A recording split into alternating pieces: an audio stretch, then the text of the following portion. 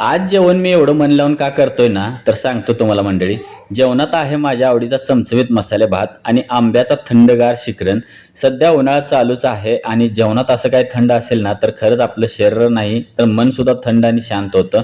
आज आहे रविवार, सुट्टीचा दिवस आणि एका कामासाठी मला बाहेर जायचं होतं आणि नुसतं जायचं नव्हतं, ते काम पूर्ण करायचं होतं. तर ते काम जर नाही झालं ना, तर आम्हाला जेवणसुद्धा मिळणार नव्हतं, असं काम होतं. तर पुढे कळेलच तुम्हाला काय काम होतं. बघू शकता रस्त्याची कामं वगैरे चालू आहेत. तर मला गॅस घ्यायचा होता. उन्हाचा रपाटा जोरात असल्यामुळे मी रुमाल बांधून आलेलो. तर येऊन बघतोय तर संडेमुळे हे गॅस एजन्सी बंद होतं. तर तुम्ही म्हणाल, की तुम्हाला कसं काय माहीत नव्हतं एवढा दिवस गॅस भरताय, तर संडेला बंद असतं ते. तर मी आता घरी आलेलो आहे. घरी आल्यानंतर घरी बघू शकता रोपं वगैरे लावणं चालू आहे.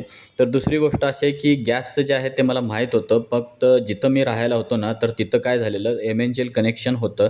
त्याच्यामुळे गॅसचा आणि आमचा संबंध झालेला नाही आहे. तर त्याच्यामुळे ते एम-एन-जी-एल कनेक्शनच आम्ही वापरत होतो. तर मंडळी आता भेटूया उद्या